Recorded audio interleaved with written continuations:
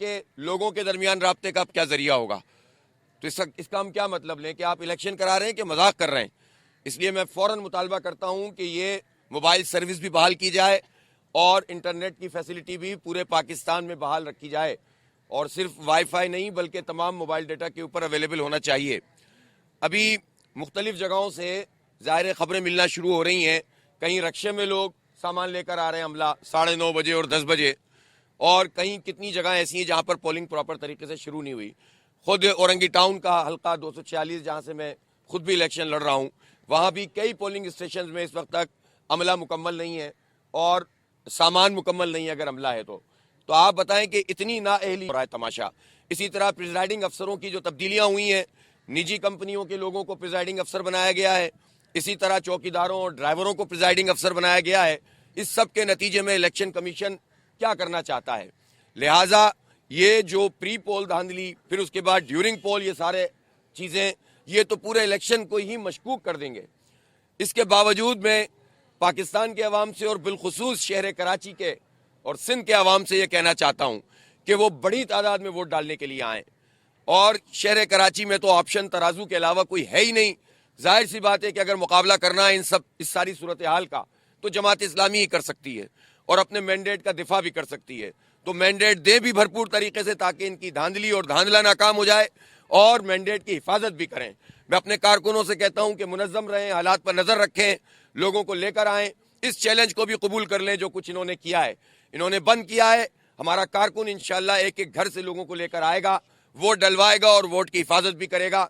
लेकिन ये बहुत बड़ी ज्यादती है जो पाकिस्तान के 25 करोड़ अवाम के साथ की जा रही है कि मोबाइल सर्विस ही इन्होंने बंद कर दी है और इस तरह का तमाशा पोलिंग स्टेशनों के ऊपर मौजूद है। कि अगर तहफ़्फ़ुज़ात दूर नहीं हुए तो क्या बाइकआउट का ऑप्शन है? कोई बाइकआउट नहीं होगा, इलेक्शन लड़ेंगे, आखिरी दम तक लड़ेंगे और इलेक्शन लड़ने के बाद अपने वोट का तहफ़्फ़ुज़ भी करेंगे। इस तरह से हम गिव अप नहीं कर सकते। सवाल ही पैदा नहीं होता कि बाइकआउट की तरफ जाएं। अच्छा सर, ये बताइए, फरमा दीजिएगा, आपने कैंपेन चलाई है पूरे कराची के अंदर, जलसे किए, जुलूस किए और लोग भी बहुत बड़ी तादाद में आ रहे हैं। क्या आपकी एक्सपेक्टेशन है कि आप कितनी सीटें कराची से जीत लेंगे? देखें, अल्हम्दुलिल्लाह इस वक्त तक की जो पोजीशन हमारी है, कम से कम 12-13 सीटें ऐसी हैं जिसमें हम बहुत आगे हैं, जो पब्लिक सर्वेज में भी हैं। हम तो पूरे शहर कराची में इस वक्त सबसे बड़ी जमात हैं। आपने सब देखा, बल्दियाती इलेक्शन में भी देख लिया, डायनेमिक्स तो नहीं बदली। और इस वक्त भी जो पब्लिक ओपिनियन के पोल हुए हैं उसमें भी हम सबसे आगे हैं। जो कंटेस्टिंग है, जहां पर ज़ाहिर मिक्स मैंडेट है, वहां पर भी हमारे लोग बहुत एफर्ट कर रहे हैं। अल्लाह ने चाहा बहुत बड़ा मैंडेट के साथ जमात इस्लामी आएगी। बस कारकुनान हालात पर नजर भी रखें, चैलेंज का मुकाबला भी करें और अवाम भी अपने वोट की हिफाजत करें। हाफिज साहब 5 बजे की वोट के बाद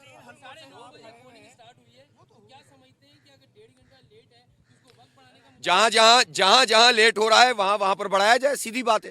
सर, पोलिंग के बाद अगर आपका अगर नताइज आपके हक में नहीं है, 246 से और यहाँ एपीएस 129 से भी, आपको क्या लगता है कि खुद आप तीनों हल्के से विन कर रहे हैं? इंशाअल्लाह ताला भरपूर तरीके से कामयाब होंगे।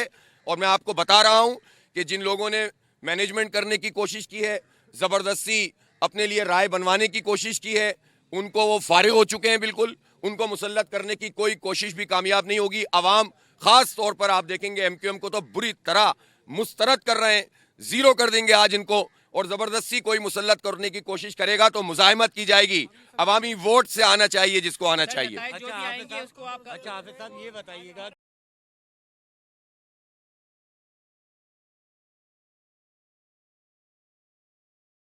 इस्लामी अगर कराची से अच्छा मैंडेट लेती है तो इंटीरियर से लेने बाद पीपल्स पार्टी के साथ बैठेगी। देखें, इस वक्त जो सिंध के शहरी इलाके हैं ना, उसमें तो जाहिर है कि एक मुतबादिल के तौर पर जमात इस्लामी नंबर 1 पोजीशन पर है और एक बहुत बड़ा मैंडेट है। 47 सूबाई सीटें तो सिर्फ कराची की हैं ना, और हैदराबाद की 6 हैं।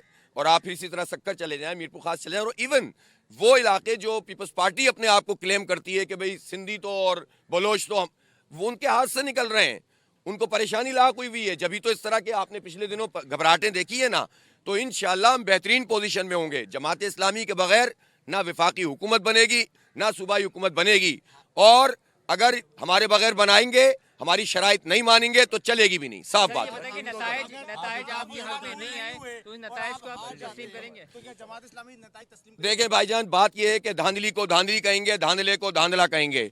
अगर इस वक्त भी इलेक्शन कमीशन स्टेप लेगा और चीज़ों को ठीक कर देगा, अप्रिशिएट करेंगे।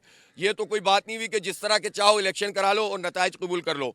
साफ सुथरे इलेक्शन कराओ, साफ सुथरे तरीके से वोटिंग करो तो सब तस्लीम करेंगे, सबसे पहले हम तस्लीम करेंगे। लेकिन बेईमानी करोगे तो बेईमानी को बेईमानी कहेंगे और उस पर एहतिजाज करेंगे, साफ बात है। कोई उस पे आपको लगता है कि अपसेट कर सकते हैं, खासकर जो लंदन ने ऐलान कर रखा है? देखें भाई, जो कुछ भी है, कराची के अवाम को तो मैं बहुत अच्छी तरह जानता हूँ, बाकी भी ज़ाहिर है हमारा राब्ता है, हमारी पूरी जमात अल्हम्दुलिल्लाह एक्टिव है।